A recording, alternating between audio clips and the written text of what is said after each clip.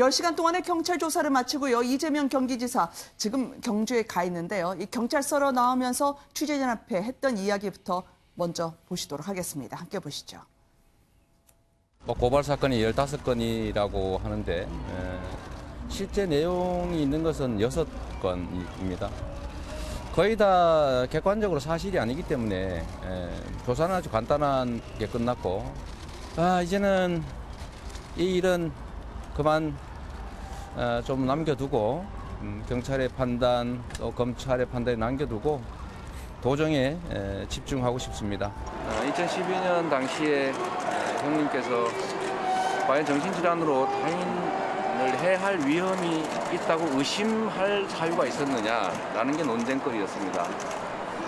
그런데 형님은 이미 2002년에 정신과 치료를 실제받았고 그런데 이 사건에 대해서 이미 몇 차례 경찰이나 검찰에 스크린이 있었는데도 이제 와서 강압적인 수사를 통해서 참고인들의 진술을 좀 왜곡하고 또 있는 사실을 빼고 없는 사실을 과장해서 압수수색까지 하는 그런 일들이 벌어진 것 같은데 오늘의 조사로 이런 문제들이 다 종결되길 바랍니다. 앞으로 검찰도 있고 법원도 있다고 하셨는데 경찰 조사에 대해서 뭔가 불신한다고 이해해도 될까요? 오늘 이후로는 안 그럴 거라고 봅니다. 오늘 이후로는 경찰 조사에 대해서 불신한 일이 없을 것이다. 상당히 자신감에 찬 이재명 지사의 후기를 들어보셨습니다. 아무래도 친형 강제 입원은 형수님이 한 것이다라고 이야기하면서요. 다시 재출석할 일은 없을 것이다. 도정에 전념하고 싶다 얘기했는데요. 장해찬 평론가님 이걸 어떻게 보셨습니까? 글쎄요. 본인 스스로는 충분히 혐의에 대해서 소명을 했다고 자신하는 것 같습니다.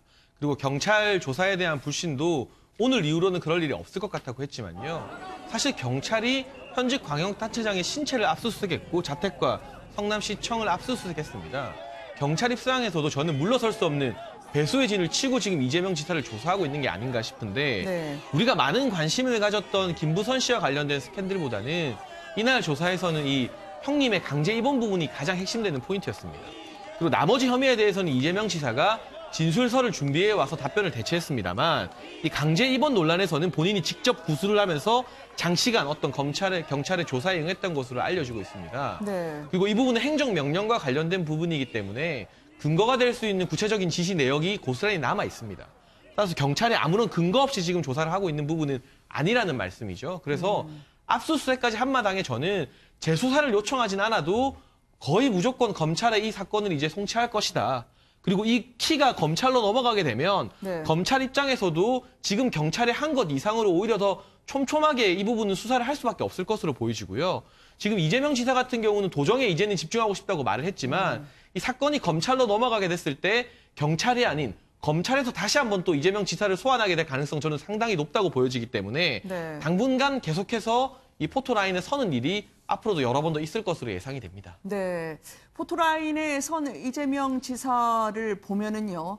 어제도 경제 이야기를 했고요. 그리고 오늘도 지금 경주로 가 있지 않겠습니까? 김성환 평론가님 어떻게 보세요? 이 지사가 지금 자택이 아니라 경주로 가면서 경주행 기차까지 SNS에 올렸는데요. 어떤 의미일까요? 이재명 지사 입장에서는 빨리 도정으로 좀 복귀하는 모습을 보여줄 필요가 있을 겁니다. 자신과 관련되어 있는 문제를 가지고 자꾸 지금 경찰 조사를 받고 또 세간의 얘기들이 떠도는 것에 대해서 굉장히 좀 부담스러울 수밖에 없는 상황이고요. 그래서 오늘 이제 지방자치 행사에 참석하기 위해서 곧바로 이동한 것도 그런 도정에 집중하는 모습들을 좀 보여주고 싶다. 이런 이제 이 지사의 어떤 의지가 반영된 것이라고 보고요. 전 경찰 조사에서 보통 이제 경찰 조사 받을 때 진술서를 미리 다 써가는 사람은 그렇게 많지 않거든요. 그러니까 이 지사 입장에서는 경찰 조사를 좀 이번 한 번으로 다 끝냈으면 좋겠다라고 하는 의지하고 좀 길게 받지 않고 싶은 마음도 있었을 것 같아요. 그래서 다른 의혹과 관련해서 충분히 소명이 가능하다고 보이는 부분들은 진술서로 대부분 써가지고 가서 금방금방 짧게 조사가 이루어지도록 하고 그러니까 가장 이 논란이 되고 있는 형 정신병원 강제 입원 문제는 본인 스스로가 생각하기에도 이건 충분히 소명할 필요가 있다고 보는 것 같아요. 왜냐하면은 이게 약간 애매한 경계선이 있다고 좀 본인이 생각하고 있는 것 같습니다. 그리고 경찰 입장에서도 그렇게 진술서를 써갔는데도 10시간 조사했다고 하는 거 보면 앞으로 이 지사와 관련돼 있는 여러 가지 혐의 중에서 형 정신병원 강제 입원 문제가 제일 핵심 키가 될 수밖에 없지 않을까 그렇게 생각이 됩니다. 있습니다. 네. 이종원 평론가님은 어떻게 보세요? 정치인 이재명을 그렇게 강조한 이유는 무엇일까요? 그러니까 이제는 일하고 싶다 네. 이거죠. 그러니까 뭐 나 돌아갈래가 아니고 그러니까 이재명 지사 입장에서는 이제 그러면서 동시에 과거에 나는 잊어주세요라고 지금 이제 주장을 하는 겁니다. 그래서 얼마 전에 이제 점 관련해서 사실은 셀프 좀 이제 검증 작업도 하지 않았습니까? 네. 셀프 검증했고 또 10시간 경찰 조사 다 했고 나로서는 할 거 다 했다. 네. 이제는 나를 도정에 집중할 수 있도록 좀 놔달라 이제 이런 얘기를 좀 하고 있는 건데요. 저도 경기도민의 한 사람으로서 이 도지사가 너무 이런 일로 계속 지금 구설수에 오르고 네. 저렇게 그 도정을 돌봐야 할 시간에 지금 자꾸 이렇게 경찰 조사받고 이런 거 상당히 불편합니다. 그런데 과연 이제 이번 이 경찰 조사로 해서 끝일까? 네. 그 부분은 좀 의문점이 여전히 많이 남아요. 그리고 특히 이 이제 형님 이제 이 강제 입원 건과 관련해서는 이게 좀 의외로 발목을 잡을 가능성이 없잖아 있다라고 하는 이제 그런 그 관측들도 많이 나오고 있습니다만, 네. 아마 그래서 본인도 굉장히 공을 많이 들여서 해명을 한 것 같아요. 그런데 생각보다 굉장히 길어요, 조사 시간이. 그러니까 네. 본인이 얘기하듯이 뭐 형수가 다 알아서 한 거다라고 한다면 이렇게 조사 시간이 길었을 필요성이 과연 있었을까? 그런데 네. 뭔가 해명해야 될 지점들이 꽤 이제 많았던 게 아닌가 이렇게 생각이 들고, 네. 경찰도 그 부분을 또 집중적으로 좀 캔 게 아닌가 이렇게 생각이 됩니다. 그래서 조금 전에도 조금 얘기가 나왔습니다만, 이 건은 의외로 다른 건에 비해서 네. 이 법적으로는 좀 문제가 될 여지가 좀 여전히 많이 남아 있는 게 아닌가 이런 생각을 하게 합니다. 그러세요. 네. 그러면 이 친형 강제 입원과 관련해서는 상당히 장시간의 조사가 있었던 것 같고 나머지 다른 사건은 5분 이내로 조사가 끝날 거라고 이재명 지사가 얘기를 했었거든요. 장희찬 평론가님 이게 진술서로 대체를 했다고 하던데 이게 어떤 전략에서 그랬을까요? 일단은 더 이상 길게 언급이 되는 걸 원하지 않는 것 같습니다. 네. 그리고 경찰에서도 이번에 소환 자체를 아까 말씀드렸던 것처럼 그 친형의 강제 입원에 집중해서 소환을 했기 때문에요. 그것이 아닌 부분으로 긁어 부스럼을 만들지 않으려는 전략 같고요. 그럼 김부선 씨와의 스캔들도 진술서로 대체한 걸까요? 네, 그렇게 보여지고 특히나 이제 이재명 지사 같은 경우는 김부선 씨와의 스캔들을 언급하는 것조차 꺼려하고 있지 않습니까? 지난번 이제 아주대병원에서 셀프 검증을 받은 이후로 본인 스스로는 논란이 끝났다 이런 입장을 보여주고 있는데 네. 사실 경찰이 이번 조사에서도 김부선 씨 관련해서는 많이 묻지 않은 것 같아요. 그 이유를 살펴보니까 김부선 씨도 경찰을 믿지 못한다면서 서울 검찰청에 이제 이재명 지사를 고발을 했고요. 네. 검찰에서도 경찰로부터 사건을 이관받아서 본인들이 직접 수사하겠다는 뜻을 내비쳤다고 합니다. 그러니까 경찰 입장에서는 굳이 나서서 양쪽에서 시끄러울 수 있는 사건을 맡는 것보다는 검찰에게 이 부분을 사건을 넘겨주는 게 훨씬 편한 것 아니겠습니까? 네. 따라서 지금 당장 경찰이 집중하는 것은 형님 사건이고 그렇다고 해서 김부선 씨 사건이 완전히 물밑으로 묻혔느냐.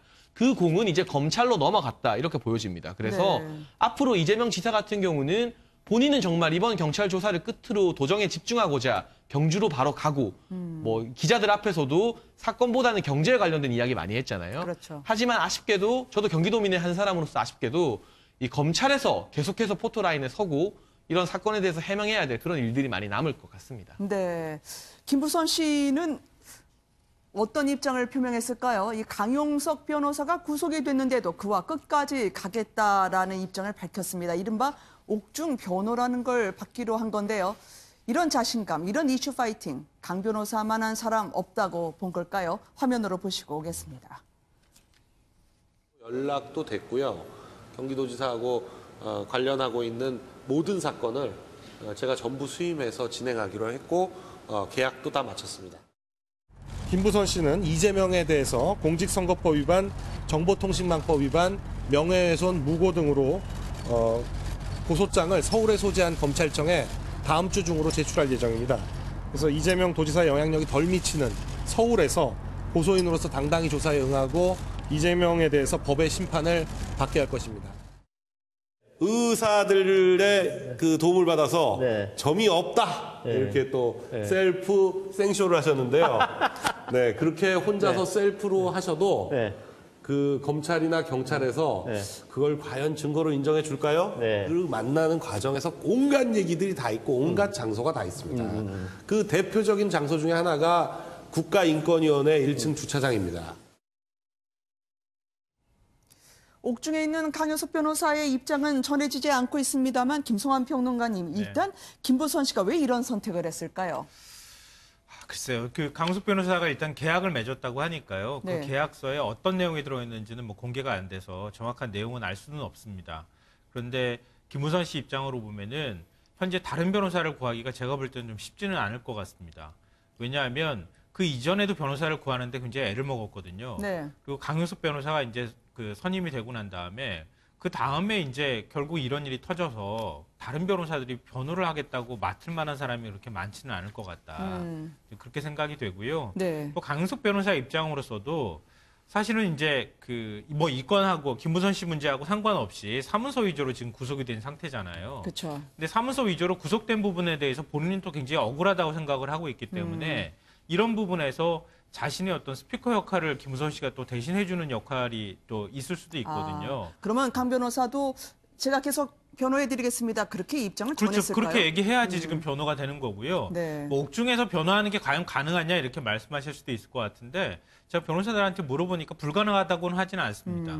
그러니까 변호는 가능한데 적극적 변호를 하기 어려운 상황인 거죠. 네. 변호사가 예를 들어서 조사받으러 간다거나 아니면 특정 사안에 대해서 변론을 한다거나 이렇게 하기는 어렵기 때문에 결국 이제 그 김무선 씨가 강은석 변호사한테 상당히 의지하기는 좀 어렵지 않을까. 네. 그러니까 상징성은 있지만 실질적인 변호를 하기 어려운 상황인 것 같습니다. 네. 지금 김무선 씨, 이 앞으로 여배우 스캔들에서 어떻게 대처할지 모르겠습니다만 다시 쏟아내기 시작했거든요. 딸 이미소 씨를 언급을 하기도 했고요. 장혜찬 평론가님 이걸 어떻게 보십니까? 공지영 작가도 오늘 상당히 강도 높게 이야기한 게 전해지곤 했거든요. 네, 공지영 작가 같은 경우 이재명 지사 거짓말 더미에 압사당할 것이라고 다소 강한 입장을 내놓았고요. 사실 녹취록이 유출되면서 김부선 씨 측에서 공지영 작가를 고소하려 했다는 말까지 나왔습니다. 그런데 두 사람의 관계는 다시 회복이 된 것 같고 그동안 김부선 씨가 이재명 지사의 셀프 검증 이후에 한동안 말이 없었어요. 그런데 다시 SNS를 통해서 뭐 점을 빼느라 고생했다느니 그리고 딸 생일을 축하한다느니 이렇게 활동을 재개한 것을 보면 네. 사실 셀프 검증 이후에는 조금 당황하는 시간이 있었던 것 같습니다. 저렇게까지 나올 거라고 예상하지 못했던 것이죠. 네. 그러면서 추가적인 증거들을 찾는 시간이 내부적으로 있었던 것 같고 그 후에 여론이 조금 불리하게 돌아가고 강용석 변호사가 구속까지 당하자 여기서 더 뒤로 밀려나가면 이제 끝이라는 어떤 절박한 심정을 받지 않았을까 싶어요. 그래서 이제 다시 본격적으로 이제 여론전에 들어간 것 같습니다. SNS를 통해서 이재명 지사에 대한 비토 여론을 더욱더 활성화시키는 게 법적인 재판에서도 본인에게 유리하다는 판단을 내리고 다시금 이제 SNS로 본인의 의사를 적극적으로 피력하는 것 같습니다. 네, 이종훈 평론가님 어떻게 보세요? 그러니까 점 빼느라고 수고했다라는 말이 좀 재밌죠? 네. 예. 그런데 이제 이재명 지사가 자기 몸에는 빨간 점 하나 있다고 이제 얘기를 하지 않았습니까? 검은색 점은 없다. 아마 이 김부선 씨 측은 모르겠어요. 그러니까 그 점에 대해서 좀 자신이 있기 때문에 이런 얘기를 한 게 아닌가 싶어요. 그러니까 점 빼고 남은 흔적이 그 붉은 점 아니냐 이런 생각도 좀 하는 것으로 좀 추정도 좀 되고. 어찌됐건 본인이 이미 이제 해놓은 얘기들이 좀 있지 않습니까? 뭐 증거가 차고 넘친다는 얘기도 했고. 네. 그리고 강 변호사가 지금 뭐 구속 상태, 인신 구속이 지금 돼버려서 지금 밖에 나와서 자유롭게 변호를 할 수 없는 상황이긴 한데 그래도 나쁘진 않다라는 생각을 좀 하는 게 아닌가 이렇게 여겨져요. 그러니까 일단은 뭐 강 변호사 같은 경우는 그래도 계속 언론이 주목하는 그런 인물이기 때문에 그 말 한마디 한마디에 언론이 일단 반응을 좀 보인다는 거죠. 그것도 네. 있고. 또 뭐 옥중에 가 있으면 사실은 그러니까 더 본인 재판에 집중할 수 있는 그런 좀 장점도 있죠. 아, 그래요? 특히 이재명 지사가 지금 이제 서면 진술하겠다라고 지금 얘기를 하지 않습니까? 그러면 네. 서면 진술 대 서면 진술 구도로 간다고 했을 때 네. 강 변호사가 사실은 뭐 옥중에서도 옥중 서신 형태로 더 자세하게 네. 그 진술서를 잘 작성할 수도 있겠죠. 뭐 그런 점 저런 점을 다 고려를 해서 아마 그대로 이 강용석 변호사 체제로 가기로 네. 결심을 한 게 아닌가 이렇게 생각이 됩니다. 그러니까 뭐 인신 구속에 구애받지 않고 또 한 번 또 변호를 펼칠 수도 있을 것이다라는 말씀으로 들었습니다.